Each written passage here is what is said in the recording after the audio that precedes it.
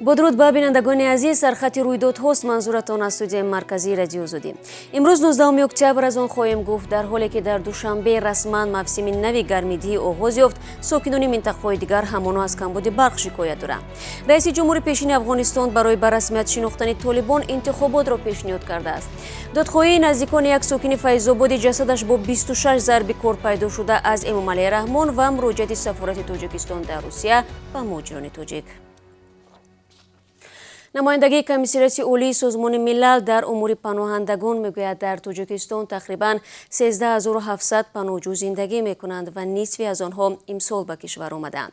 سازمان مذکور امروز در یک پاسخ کتبی به رادیو زودی نوشت دفتر آنها به پناهجویانی که از افغانستان به تاجیکستان گریختند کمک‌های بشری و حقوقی رسانده است. با آمدن طالبان به قدرت در افغانستان در ماه آگوست تعداد پناهجویان افغان در تاجیکستان یک بار افزود. چند روز پیش رئیس کمیته امنیت ملی تاجیکستان گفت روزانه از 500 تا 600 نفر سعی میکنند از افغانستان به تاجیکستان گذرند.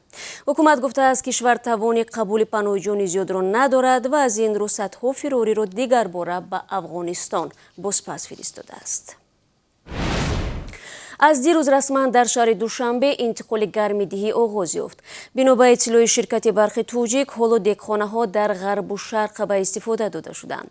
گفته می شود پس از چند روز مرکزهای برق و گرمیدهی یکم و دوم با اقتدار پوره به کار می درآیند.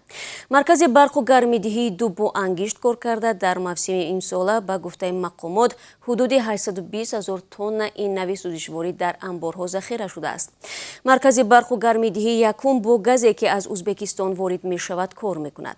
مقامات اصرار می ورزند که نرخ استفاده گرمیدهی برای ساکنان مثل سال گذشته 1 سوم و 18 درم برای 1 متر مربع خواهد بود. در همین حال ساکنان منطقه‌های دیگر تاجیکستان از کمبود نیروی برق شکایت می‌کنند. مسئولان جاری شدن محدودیت را رد نموده وضع پیش آمده را به تیاری به زمستان و تعمیر دستگاه‌ها ربط می‌دهند. در عین زمان نمی‌گویند که تعمیر کی به پایان می‌رسد. حامد کرزی رئیس جمهور پیشین افغانستان گفته است طالبان برای به رسمیت شناخته شدن از طرف جامعه جهانی اول باید در داخل قانونی اعتراف شوند. کرزی این اظهارات را 17 اکتبر در مصاحبه با صدای آمریکا بیان کرد. او افزود افغانستان در یک نقطه حساس تاریخ خود قرار دارد و افغانها وظیفه دارند که متحد شوند و دولتی را بر اساس اراده مردم ایجاد کنند. نمایندگان طالبان، گروهی که در بسیاری از کشورها ممنوع و تروریستی است، میگویند آنها حمایت مردم افغانستان را با خود دارند. بلال کریمی عضو دفتر مطبوعاتی حکومت طالبان 18 اکتبر در پاسخ به درخواست برگزاری انتخابات از سوی حامد کرزی ادعا کرد که انتخابات نظام قبلی با دروغ و فریب پیش میرفت و مشروعیت نظام پیشین دروغین بود. از زمان سقوط افغانستان به دست طالبان در 15 آگوست امسال این گروه هنوز به طور رسمی از سوی هیچ کشور از جمله پاکستان که بسیاری آن را نزدیکترین متحد طالبان می‌دانند به رسمیت شناخته نشده است. سفیر روسیه در دوشنبه گفته است که ساختمان مکتب‌ها به زبان روسی در تاجیکستان بر اساس نقشه پیش می‌روند و باید تا سال 2022 به استفاده داده شوند. ایگور لیکن فرالوف روز 18 اکتبر به محل ساختمان دو مکتب در دوشنبه و ترسونزاده رفته گفته است که از رفت کارهای ساختمانی قناعتمند است و امیدوار میباشد مکتب‌ها تا روز 1 سپتامبر سال 2022 آماده میشوند. حکومت روسیه و تاجیکستان سال 2019 یک سازشنامه امضا کردند که بر اساس آن باید روسیه در 5 شهر دوشنبه، خوجند، باختر، کولاب و ترسونزاده 5 مکتب به زبان روسی بسازد و با وسایل درسی تأمین کند. نخست وزیر چپگرای اسپانیا قول داده است که تنفروشی را در این کشور منع می‌کند زیرا این کار زنها را به غلام تبدیل می‌دهد. پدرو سانچز هنگام سخنرانی در انجمن حزب سوسیالیستی در آخر هفته گذشته گفته است که به عهدهای داده‌اش برای پیشرفت اسپانیا صادق است و با منع تنفروشی کشور را به پیش حرکت می‌دهد. او بیشتر از این جزئیات نداده است. در اسپانیا استثمار جنسی و آدم فروشی منع است، اما برای تنفروشی جزای پیش بینی نشده است. بنا به یک تحقیقات سال 2009 از میان هر 3 مرد در اسپانیا یکی از آنها از خدمت تنفروشان استفاده کرده است.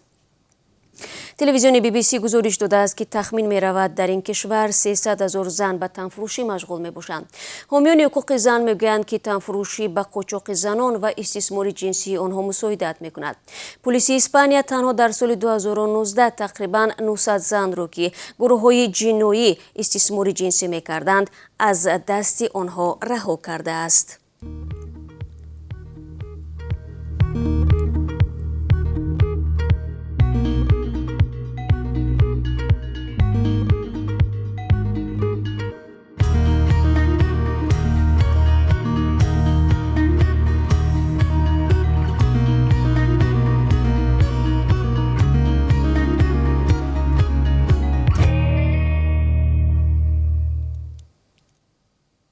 шумо сархати рӯйдодҳоро тамошо доред. сафароти тоҷикистон дар русия аз ҳамаи муҳоҷирони меҳнатӣ ки муваққатан дар қаламрави ин кишвар ҳузур доранд хостааст дар ҳолати рух додани мушкилӣ, ҳодисаҳои нохуш ва ё дигар масъалаҳои ҳалталаб фавран ба онҳо ва хадамоти консулӣ муроҷиат намоянд. сафорат мегӯяд телефони онҳо 7 495 690 41 86 шабона рӯзӣ фаъол буда, ҳамчунин ҳамаи дархосту муроҷиатҳо тавассути почтаи электронӣ низ қабул мешавад. то ин дам борҳо муҳоҷирони тоҷик аз беҳуқуқӣ ва беамалии намояндагиҳои Тоҷикистон дар Русия шикоят карданд. солона ҳудуди 1 миллион шаҳрванди Тоҷикистон барои дарёфти ризқу рӯзӣ ба Русия мераванд. онҳо пайваста мақомоти тоҷикро барои ҳифз накардани ҳуқуқашон танқид мекунанд.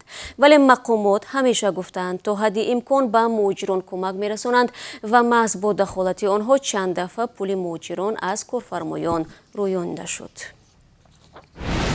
дар идомаи мавзӯи муҳоҷират, раёсати корҳои дохилии вилояти Омск мегӯяд танҳо дар 9 моҳи ахир муҳоҷиронро барои нақзи қоидаҳои будубош беш аз 16 миллион рубл ҷарима карданд. ҳамчунин 124 муҳоҷир ихроҷ шуда ва вуруди 822 нафар манъ гардидааст.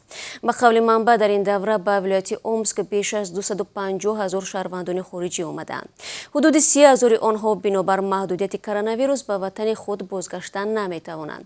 бар пояи ҳисоби мақомот дар ин минтақаи Русия 15 000 муҳоҷирон кору зиндагӣ доранд ва шумораи онҳо ки барои иқомати доимӣ вилояти Омскро интихоб мекунанд 24% афзудааст.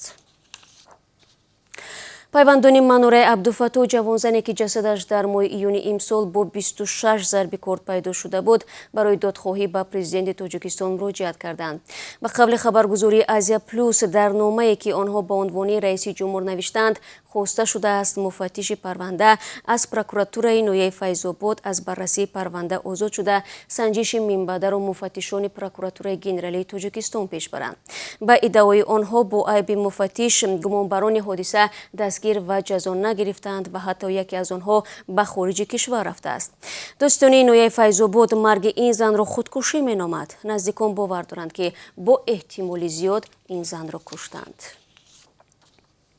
дар Эстония ду ҷавони тоҷикро бо иттиҳоми қаллобӣ боздошт карданд. бино ба иттилои пулис, гумонбарон дар Латвия ҳаққи иқомат дошта дар натиҷаи як амалиёти махсус дастгир гардиданд. тибқи фарзияи тафтишот, ду зодаи Тоҷикистон худро корманди бонк муаррифӣ карда 4000 еврои як сокини шаҳри Тартурро аз худ намуданд. онҳо ният доштанд боз 26000 еврои ҷабрдидаро тасарруф кунанд ва ба дасти пулис афтоданд. доситони ҳавзаи Луинас гуфтааст, агар гумонбаронро ба ҳабс намегирифтанд, эҳтимолан онҳо аз ин кишвар ферор мекарданд.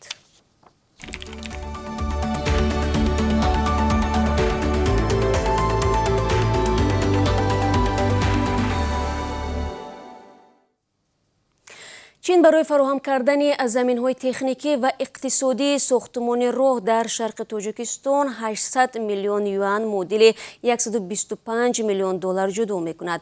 шурӯи маҷлиси намояндагони палатаи поёнии парлумони Тоҷикистон ахиран тасвиби созишнома миёни ҳукуматҳои Тоҷикистон ва Чин дар бораи расонидани кӯмаки бебозгаштро ки моҳи июли соли ҷорӣ ба имзо расида буд баррасӣ кард. тибқи он, Чин барои омода намудани корҳои бунёдии қитъаи роҳи қалъаи Хум-Ванҷи шоҳроҳи Душанбе Кулма ва сафарбарии коршиносони чинӣ кӯмаки бебозгашт хоҳад кард. бино ба маълумоти Вазорати нақлиёти Тоҷикистон, дарозии қитъаи қалъаи Хум-Ванҷ 80 километрро ташкил медиҳад ва барои бозсозии ин роҳ 228 миллион доллар лозим мебошад. دوستان گرامی، حالا برای شما عاید قرب رسمی اسعار خارجی در تاجیکستان اطلاع میدیم. بانک ملی امروز 19 اکتبر $1 را 11 سومانی و 28 درم و 1 یورو را 13 سومانی و 10 درم نرخ گذاشته است. از روبل روسیه باشد رسا 158 سومانی تعیین شده است. بینندگان گرامی، 10 دقیقه که در اختیار داشتیم به پایان میرسد. با سپاس که همه روز ما را تماشا میکنید. یادتان نرود در پیش برنامه خبری داریم که 3 ساعت پس تقدیم شما میشود. تا ملاقات نوبتی، خاطر